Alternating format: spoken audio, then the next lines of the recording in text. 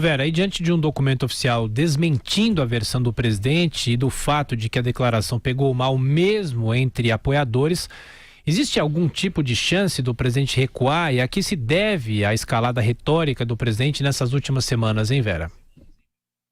Olha, antes dessa escalada retórica que você se referiu, Thiago, que já teve a crítica aos nordestinos, já teve a afirmação de que Glenn Greenwald, o jornalista do The Intercept Brasil, poderia pegar uma cana aqui no Brasil, já teve a declaração de que ele liberou mesmo o helicóptero da FAB para os parentes e queriam o quê? Que ele mandasse os parentes de carro para o casamento do seu filho Eduardo Bolsonaro e outras falas do presidente que causaram essa perplexidade a que você se referiu. Antes deste período, Bolsonaro já teve episódios de se retratar, de declarações anteriores, até a mais rumorosa delas, o caso da deputada Maria do Rosário, em que ele se retratou judicialmente, fez um acordo justamente para escapar de uma possível condenação. Mas ele está numa escalada, como você bem disse, e aí a gente procura saber de aliados o que estaria acontecendo para justificar esse tipo de declaração tão constante e cada vez mais tão perturbadora por parte do presidente da República. Aliados dizem que seria uma reação de Bolsonaro, provocada pelo seu estilo naturalmente explosivo, às críticas feitas ao filho Eduardo, a nomeação do filho para a Embaixada do Brasil em Washington, que ele, como pai, se sentiria pessoalmente atacado e que o seu instinto seria o de reagir dessa forma, com declarações violentas, bombásticas, etc. Não vejo como uma coisa possa guardar relação com outra, principalmente porque ele não está defendendo o filho e sim atirando a esmo contra adversários, instituições e outros inimigos reais ou imaginários.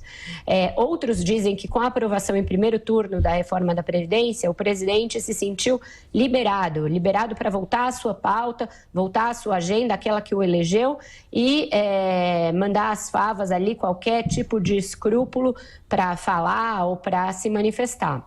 Isso guarda alguns perigos, porque a reforma da Previdência passou só em primeiro turno na Câmara, ainda precisa ser aprovada em segundo turno e precisa ser aprovada no Senado, e outras pautas de interesse do governo precisam de aprovação do Congresso, e o Congresso está bastante estarrecido com a aparente falta de limites que o presidente demonstra em assacar contra tudo e contra todos. Então, não é exatamente o momento de ver se o Congresso estaria disposto a dar limites ao presidente, porque é uma briga que ele pode perder se ele comprar. Da mesma maneira com o Supremo, que também vai avaliar algumas das bravatas que o presidente tem feito. Revisão, por exemplo, de demarcação de terras indígenas, a questão toda das armas vai passar ainda pelo crivo do Supremo Tribunal Federal. Então, tem uma série de fatos que passam tanto pelo Congresso quanto pelo Supremo e que uma escalada retórica nesses termos... Ontem, por exemplo, o porta-voz da Presidência fez um briefing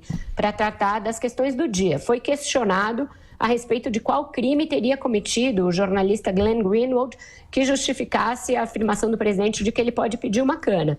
O Rego Barros repetiu que no entendimento pessoal do presidente houve cometimento de crimes, mas diante da insistência do repórter para que ele nomeasse que crime foi esse, que crime foi? Ele não soube dizer, ficou repetindo, ficou numa saia justa tremenda, o próprio porta-voz, e esse tipo de situação tem sido cada vez mais corriqueira no governo. É um governo que tem 7 meses de existência, que já queimou muitas fichas junto a setores menos radicalizados da opinião pública e do seu próprio eleitorado, que já desembarcaram. Ontem foi muito comum setores da direita fazerem críticas a essa declaração de Bolsonaro sobre o pai do presidente da OAB, o João Dória, governador de São Paulo. João Dória foi um dos que criticaram, e Bolsonaro vai assim se isolando com uma parcela mínima do seu eleitorado, que pode ser barulhenta nas redes sociais, mas que não condiz, não corresponde ao conjunto da sociedade. Então vai ter de ser feita uma escolha. Ele vai se retratar? Se ele quiser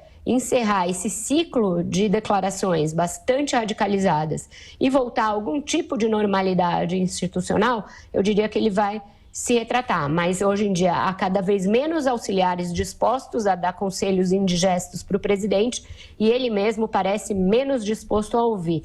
Então, é aguardar, ver como isso vai evoluir ao longo do dia, mas o fato é que o presidente vem, não de hoje, escalando alguns degraus na retórica incendiária, Tiago. Isso não é bom para um país que tem uma agenda para tocar, uma agenda real e não imaginária, como essa criada pelo próprio presidente. Vera Magalhães, bom dia de trabalho para você. Estaremos te acompanhando na programação da Jovem Pan. Até mais tarde. Um ótimo jornal para vocês, Tiago, e até mais tarde.